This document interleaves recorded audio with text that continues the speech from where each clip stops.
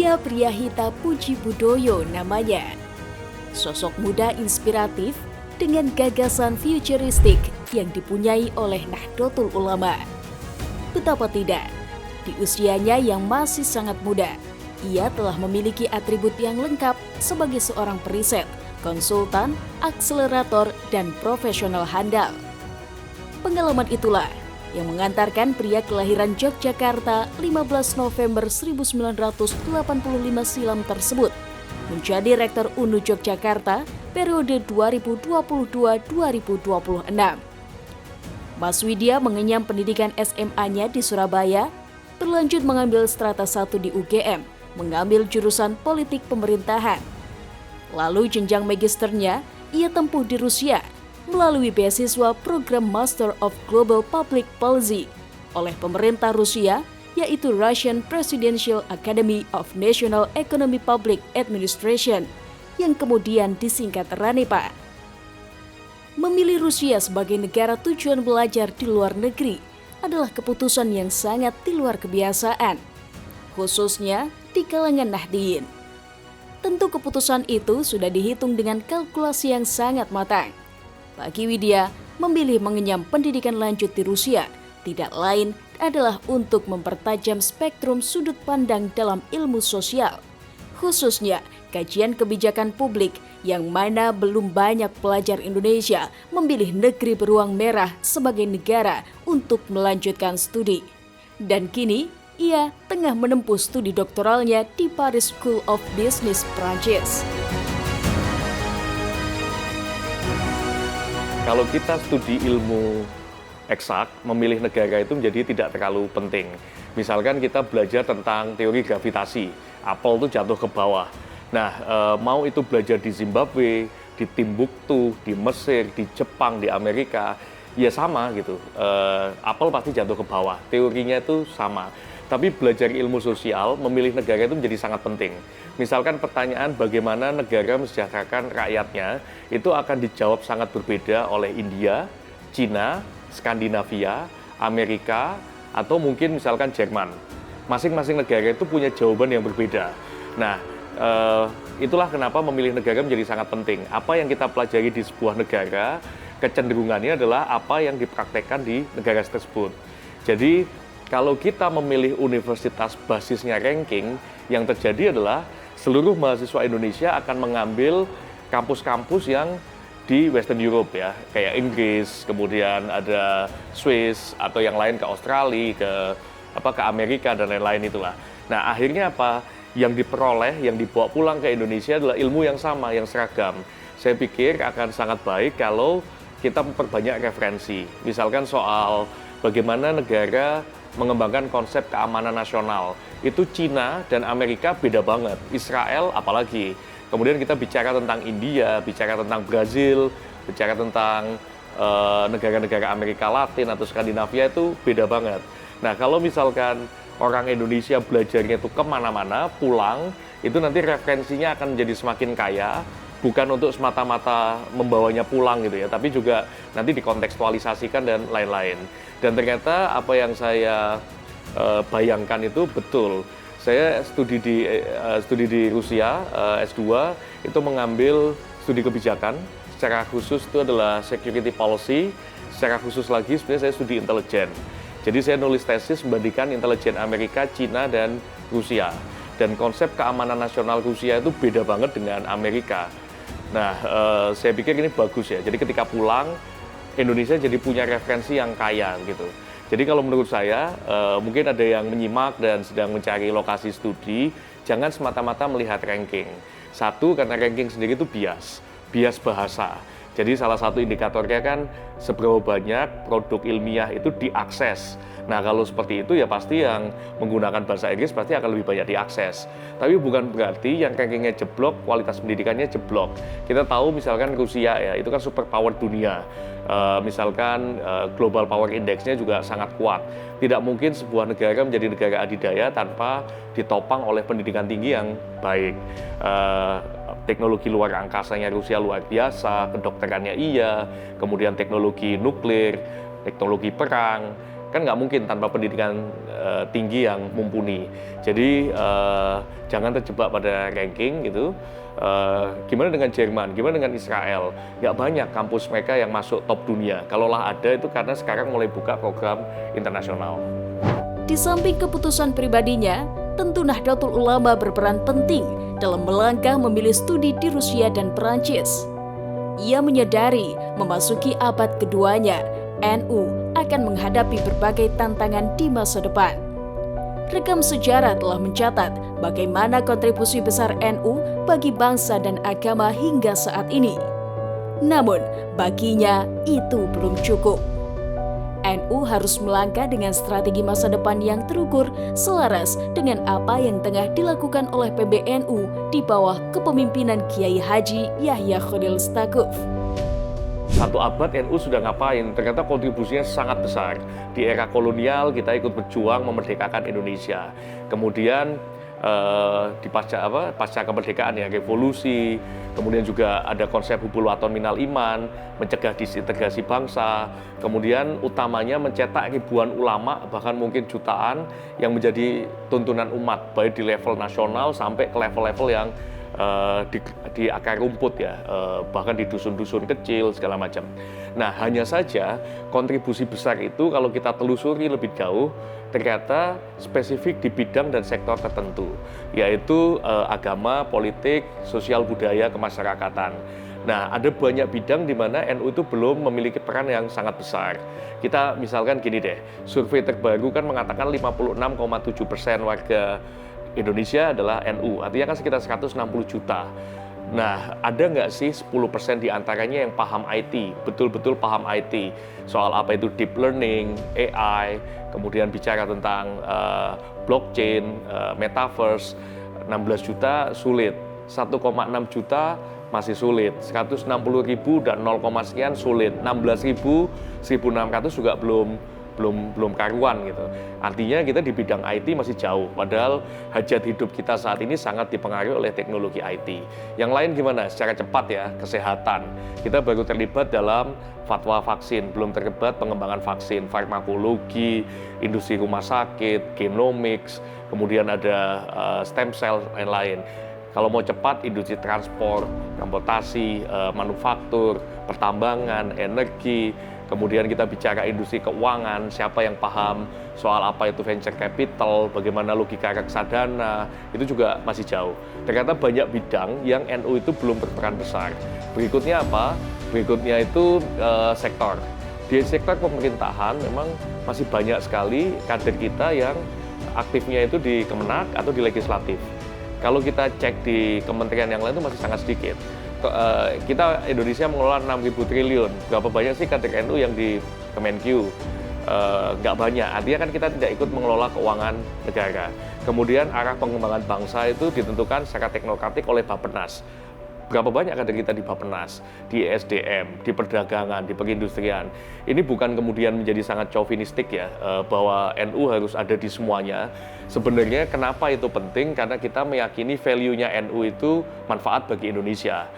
Soal moderat dan lain sebagainya. Sehingga kalau kader-kader NU mewarnai, value itu juga akan ikut mewarnai. Jadi bukan semata representasi identitas, tapi lebih ke value, ke gagasan, dan lain sebagainya.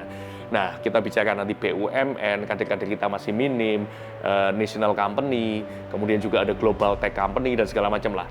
Jadi intinya kontribusi NU itu besar, tapi masih spesifik di bidang dan sektor tertentu. Nah, itulah kenapa kemudian di periode kedua UNU Jogja, kita memantapkan diri, problem NU di abad kedua, tantangan NU di abad kedua adalah mencetak sebanyak mungkin profesional di berbagai bidang strategis, level nasional global, supaya ke depan kontribusinya tidak hanya besar tapi luas gitu. Nah, karena itu kemudian visi kita, tagline kita ganti, kita ubah menjadi becoming the leading professional hub and future-oriented university. Kita ingin menjadi kampus andalan NU dalam cetak profesional unggul di berbagai bidang strategis level nasional, level global. Kenapa? Karena dari 400-an kampus itu masih less than 20%, kurang dari 20% yang fokus menggarap profesional. Kebanyakan itu masih fokusnya ya tadi mencetak kiai, mencetak aktivis sosial, politisi. Bukan itu tidak penting, itu penting dan mereka punya peranan yang sangat signifikan, tapi itu tidak cukup. Ada bidang-bidang lain yang juga perlu digarap.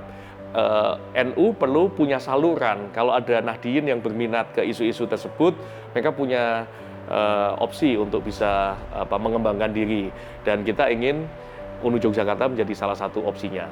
Nah, terkait dengan ini, yang tadi saya bilang ya, saya jadi bagian dari NU, saya berpikir saya ingin belajar yang itu penting, namun belum banyak yang mengambil, belum banyak yang menekuni. Itulah kenapa kemudian pada saat S2 saya milih studi intelijen, dan saya milih Rusia. Jadi saya suka menjadi anomali yang positif ya. Jadi itu penting, nggak banyak yang garap, ya harus ada yang masuk gitu.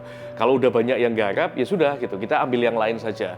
Itulah kenapa saya pilih Rusia dan pilih intelijen gitu.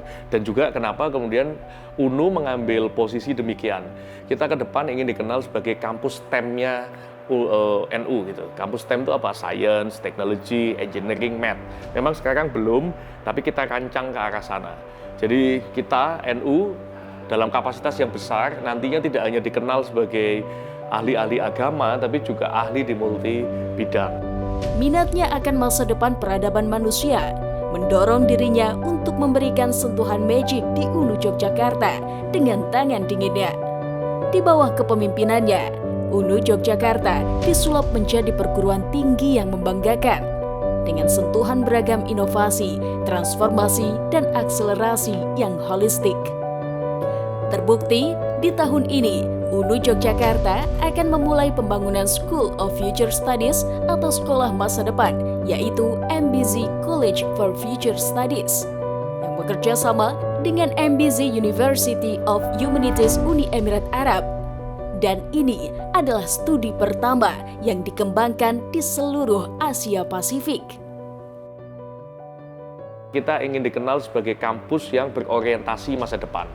Kebetulan saya punya minat ke studi masa depan, saya menganggap ini studi yang penting ya. Jadi studi masa depan itu sebenarnya how to predict and anticipate the future, forecasting and scenario planning.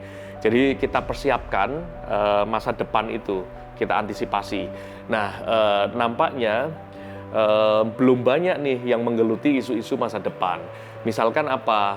Human robot interaction. Kita tahu robot akan berkembang, lalu bagaimana relasinya dengan manusia.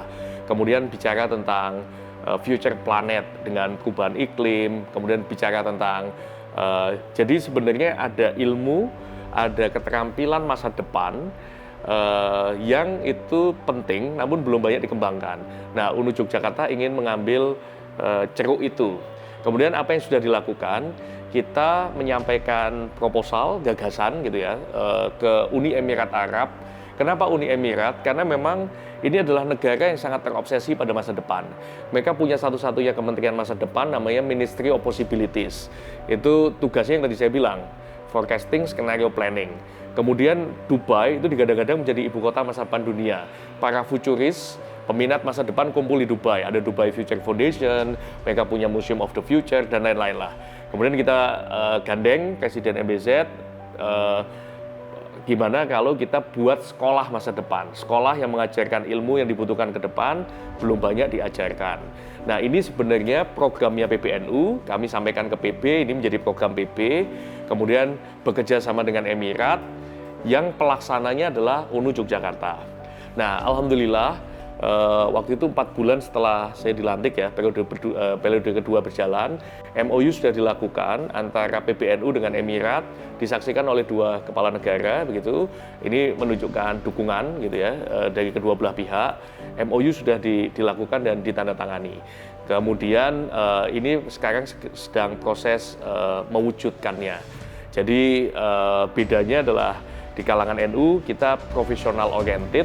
Kemudian di kalangan kampus pada umumnya di Indonesia kita future oriented.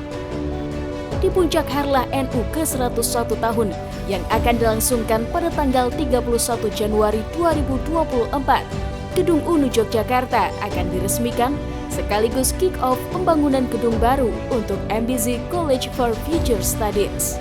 Menapaki abad kedua NU, Widya mengajak kepada seluruh warga NU untuk melangkah ke masa depan menuju peradaban yang ideal sebagaimana yang telah dicita-citakan oleh para pendiri NU, bahwa NU harus hadir, mengisi, dan menjadi pencerah bagi seluruh umat manusia.